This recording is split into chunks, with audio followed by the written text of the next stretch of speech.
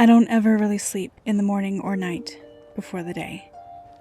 But I tell myself to stay in bed, to not rush through the seconds, minutes, hours of June 22nd. No, I need to steep in them. My skin needs to boil and cook until I feel the rage fresh and raw again in my heart.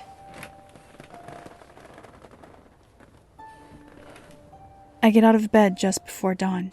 My mother's room, my first destination. Her bedroom door swings open into near darkness. I keep her curtains drawn at all times, but electronic tea candles glow orange on the table that I've made into a tribute to her memory. Her favorite quilt, one we made together, serves as the table slip. Pictures of her alone, along with one of me and her, sit on the blanket. I stare hard at the picture of us together. It was one of our last adventures before I decided I was too old to be hanging with my mother so much. Before I decided that her path wouldn't be my own, that I would do and be better than she ever was. I remember thinking those things and saying those things, but now I have no clue how I could have thought any of that was true. Teenage bullshit, I guess. But I placed that picture of us together on her tribute as well, because neither of the women in that picture exists anymore. I stare down at the table, this carefully placed shrine to my mother's memory that I have lived with for years. I grab the nearest picture, showing her young and beautiful outside of the store the day she bought it. I take in her wide smile and the giddy anticipation on her face, as if I hadn't stared at this picture for hours already in my life. And then I slam it to the floor. One by one, I pick up the pictures, and one by one, I throw them to the ground, glass and plastic and wood breaking as they hit at the corner or straight on the face of the protective cover. Soon the ground is littered with glass and broken pieces, but it's not enough. When there's no more pictures, I grab the blanket and fling it off the table, the candle smacking into the adjacent wall. I flip the table, turn over the dresser, not hearing the crashes as the blood rushes in my ears. Pivoting away, I slam my fist into the wall and scream, the sound echoing throughout the empty apartment. I lean my forehead against the empty wall, knowing what waste lay behind me now. Without turning to assess all the damage, I cradle my sore hands and walk back into the living room, shutting the door to her room behind me. Now, it's time to start my day.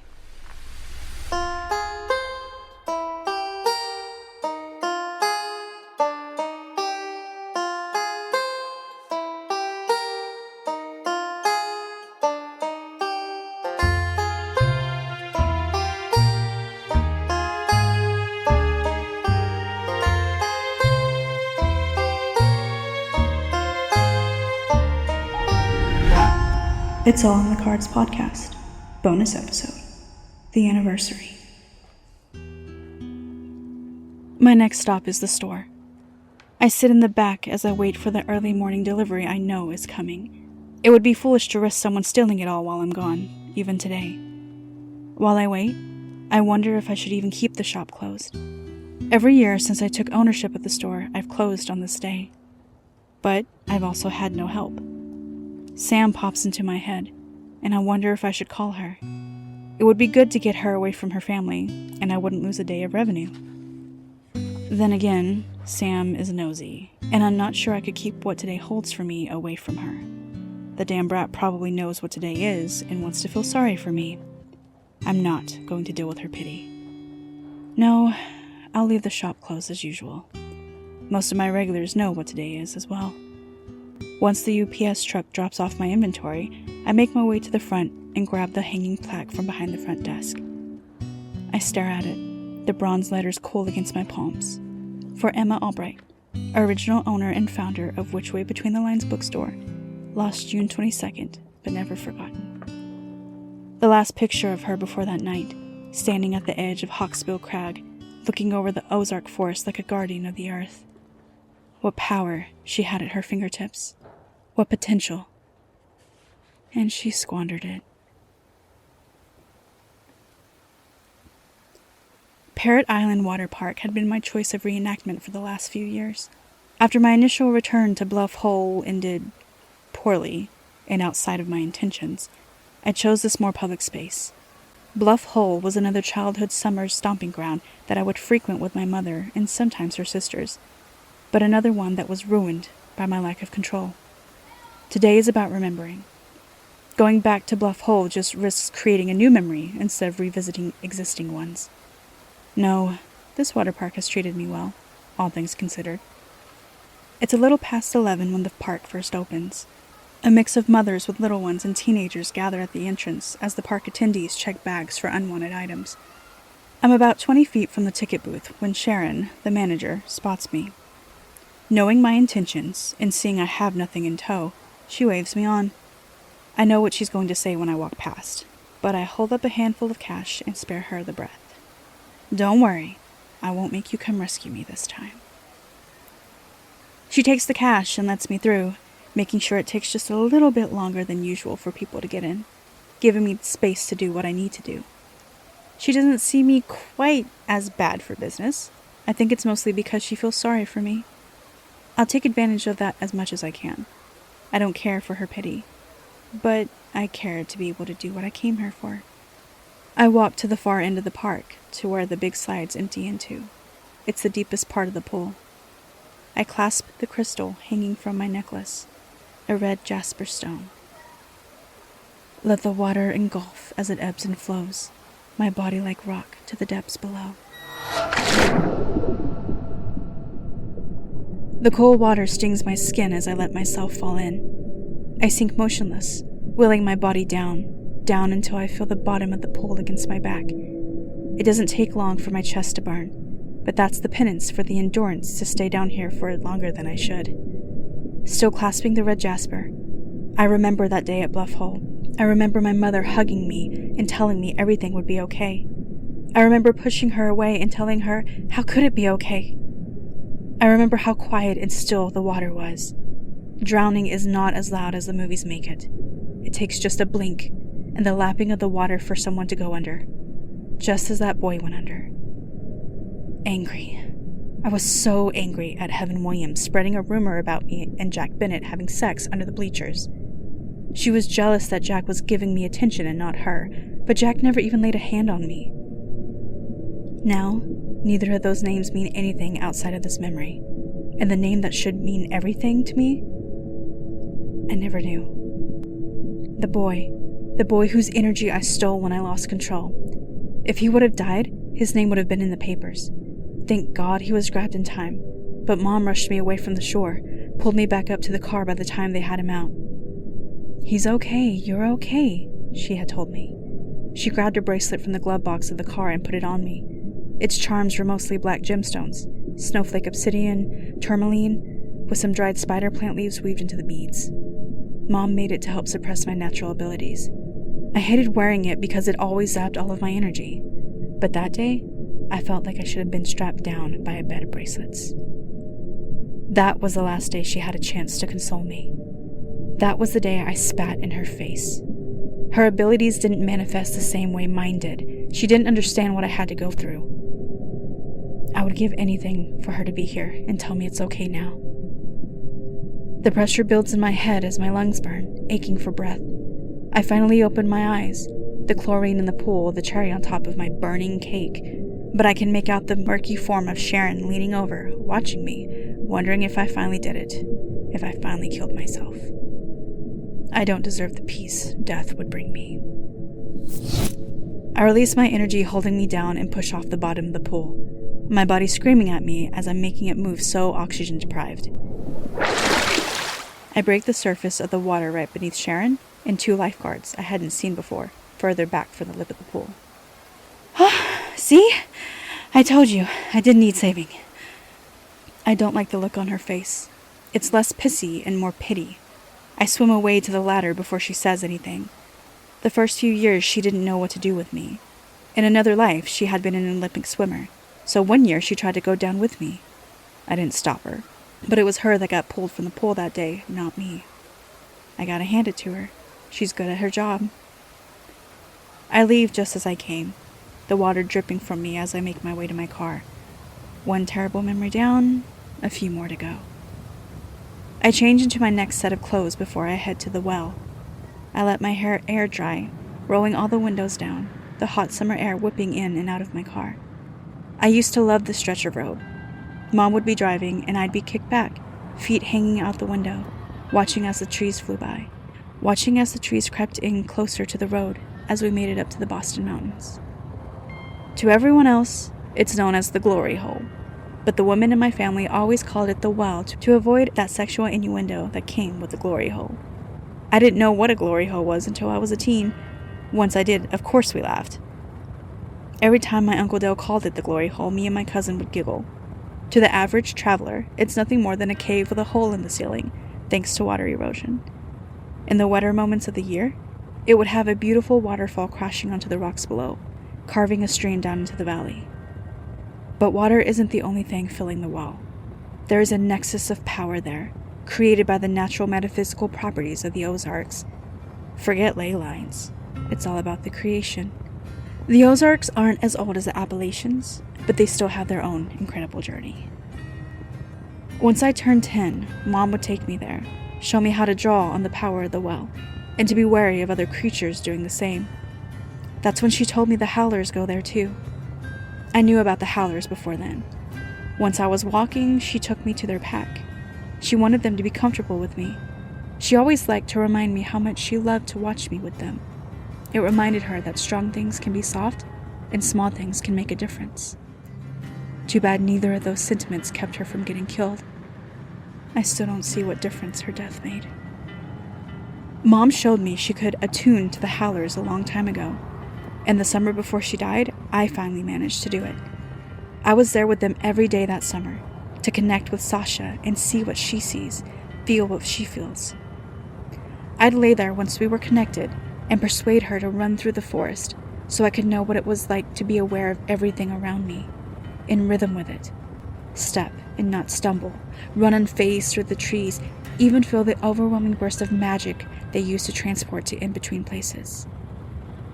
It's a mile down to the well from the road, but it feels like 10. The path is rocky and treacherous.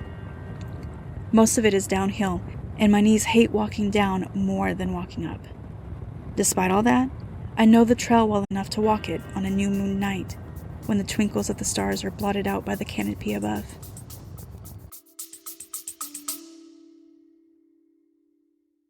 Are you an avid country music listener? Join me, Miss Helen, and producer Kyle on the Texas Toast podcast, where we talk with some of country music's biggest stars, like Parker McCollum, Josh Abbott, and Pat Green, as well as my favorite part, new upcoming performers and songwriters like Dylan Gossett and Braxton Keith. We learn all about their journeys into music and what makes them tick, along with never-before-heard stories about the making of their songs. Join us every Tuesday and Friday wherever you get your podcasts, and you might just learn about your new favorite artists. I make it to the well about mid-afternoon. The trees thin around the rocky cave, and the clear blue sky hangs above me. I wait for the cute couple with the German Shepherd to leave before I step down onto the shelf the cave is made from.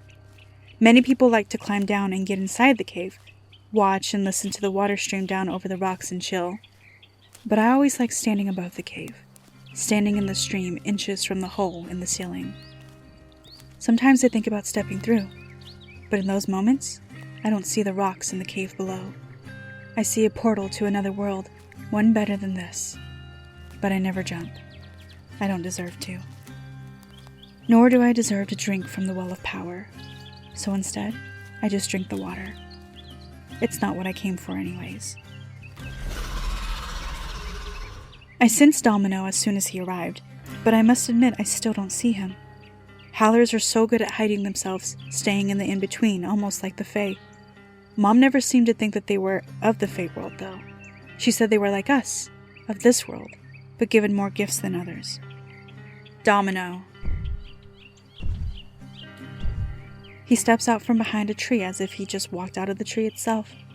The lush greenery barely makes a sound beneath his paws, and once his nails hit the rock of the shelf, they clack like pebbles tossed down by a child, only heard because they're meant to be heard.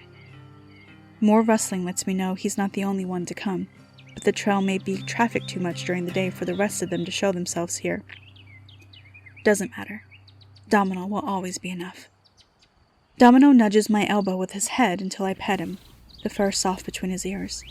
I work my way down into his neck and back, though something pricks me. I prod tenderly to see what it is. Looks like he ran through some cockleburs, a few dug deep into his thick fur. With more inspection, I find a lot more matted into his tail.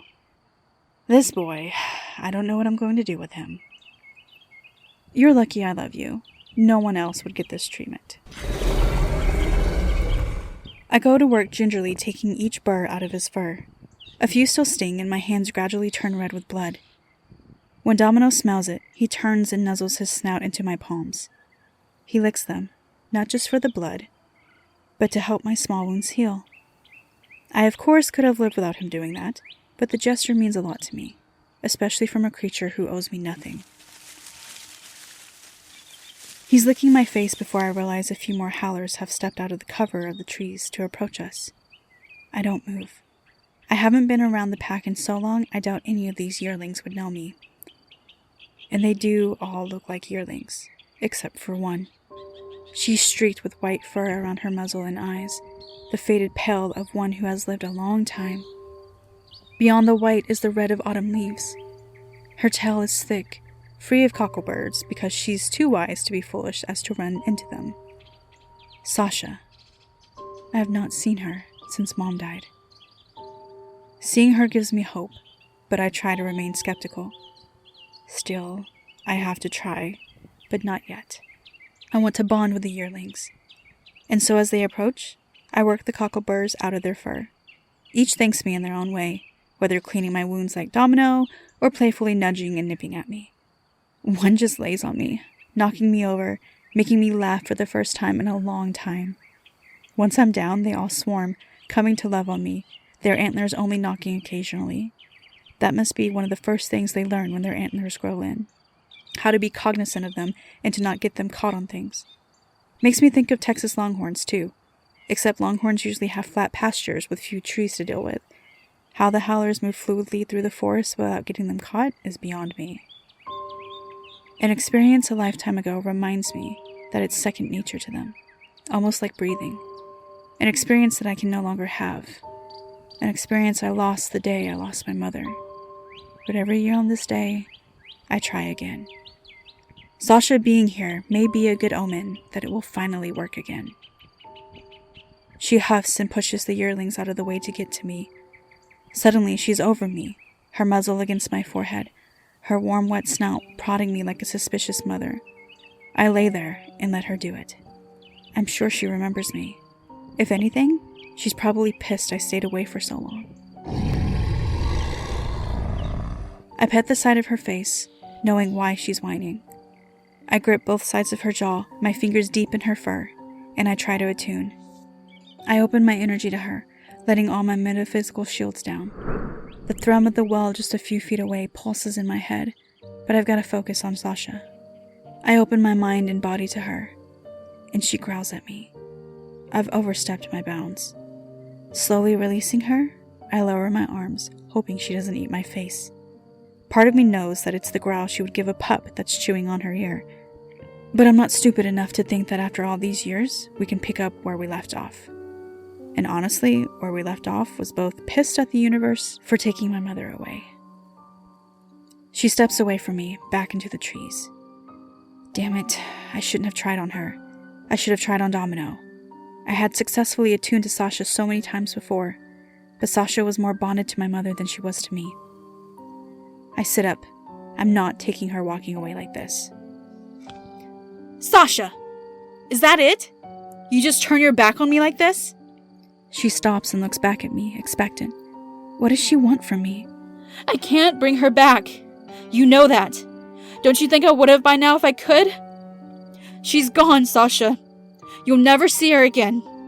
I'll never see her again. Why can't I be enough?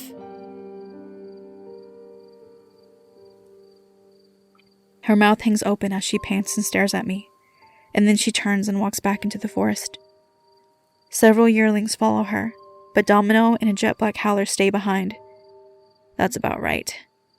Every year they come, every year I try and fail to attune. I've been in denial, but it must have always been my mother's magic allowing me to attune. Without her, I can't do it. There are so many things I can't do without her. Now, it's time to return to the things that I can.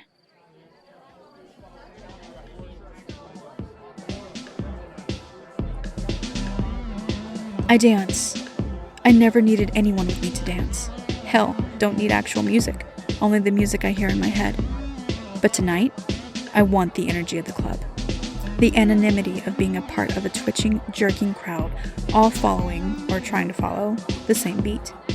There is universal magic in being a part of something bigger than yourself, and you don't have to go to a church or synagogue or temple to find it. It's like the strings of fate cluster together to form, for a moment, a larger strand, a constellation of flesh and energy from the high of needing to move to the rhythm. I close my eyes, lost in the sea of bodies, swaying to EDM songs that I love and that I hate. I dance until I sweat. I dance until I'm not me at all, but just the movements of my arms, legs, hips, a marionette whose life is measured by the meter of the music. The heat of the dance floor intensifies, and I open my eyes to see a body right in front of me, a young woman around my age, and her eyes are all on me. She's one of the few women I've seen lately taller than me. Her short blonde hair shimmers with sweat in the green-blue lights of the dance floor. She smiles and comes closer, swaying her hips closer to me. I turn away from her to grind against her, focusing on the feel of her body. Who needs alcohol when you can ride the high of sensation? With no more introduction than exchanging names and giving consent, we make our way down Garrison Avenue to my apartment. I pull her along and she giggles with delight. She's excited about sneaking, about being with a stranger. I don't have to siphon that energy off of her. I can just hold her, and it slides over me like a blanket. I get her upstairs and lay on her couch. I climb between her legs as I run my hands up her torso. She wraps her legs around me and I wrap myself deep in her anticipation. Her soft skin snuggles against me, and I want to drown in all of her, but that's when I sense it. There's a nugget of something else, a sense of anxiety that comes from doubt or stress, not the type of good anxiety from having a one-night stand. And that's when her hand slips off of me to her leg, and I hear the slow slink of metal coming out of the sheath. I run my lips over her neck up to her ear and whisper, "You won't do it, you coward." Her blade sinks into my side. The pain is instant and pounding and burning. She whispers back to me the worst fucking line in the Bible, "Thou shalt not suffer a witch." I raise my head back enough to look her in the eyes. "I had planned on eating you, but not like this. You think God can forgive you for being a lesbian, but can't forgive me for being a witch?" She digs the knife in further and takes my breath away. I let my weight fall on her, trying to get most of the blood on her and not on my couch. She thinks she can just push me onto the floor as dead weight. She doesn't know it's her that's the dead one. I grab her by the neck and drink her down. Her eyes go wide as I feed from her life force. She even gets a few more stabs in before dropping the knife, too weak to wield it any longer.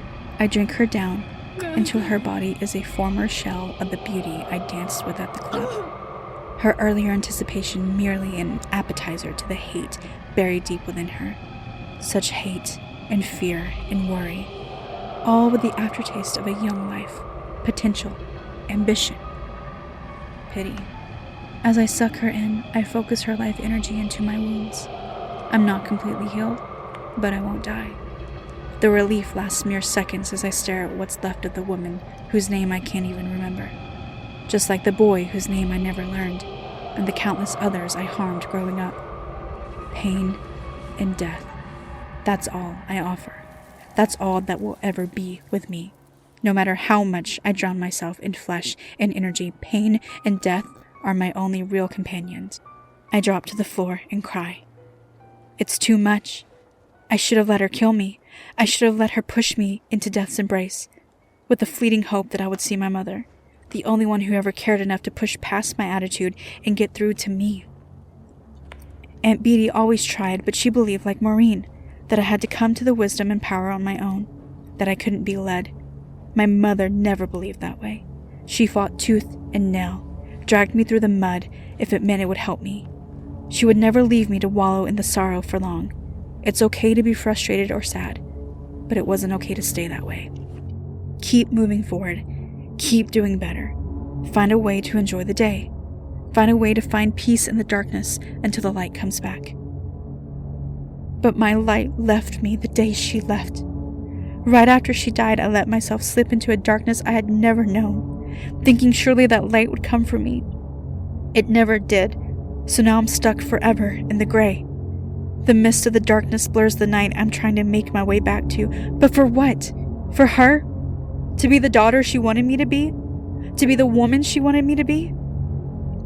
I swallow my pity and self-loathing and find my anger again. Let it seep into me as the sting from the stabs disappears. I leave the witch hater on the couch to feed Mr. Giggles later. I make my way back to my mother's room. Piece by piece, I put it back the way it was, replacing any broken glass with fresh photo frames, straightening the quilt over the table perfectly before placing everything on it like it had been before. Every second, my anger boils inside me, but not for my mother like this morning. I know that her choice wasn't a choice. I know that they used her. They saved themselves instead of risking their lives to save hers, their sister, their high priestess. They hid behind the curtain of authority she had wrapped herself in, as if the burden was hers and hers alone, when the ritual that night took every single one of them to even have a snowball's chance in hell of working. Their might and unity was nothing but a facade. None of them deserved to stand by her. None of them deserved to ask of her what was needed. There's no doubt in my mind that her last thoughts were not for her sisters, but for me. She was forced to leave me behind, knowing Aunt Beatty was here to take care of me. But there is no replacing Emma Jane Albright. There is no denying their guilt in her death, and there is nothing that will quell my pain, and there will be nothing to stop me from destroying Maureen Beckett and whoever else was there that night, even if it's the last thing I do on this earth.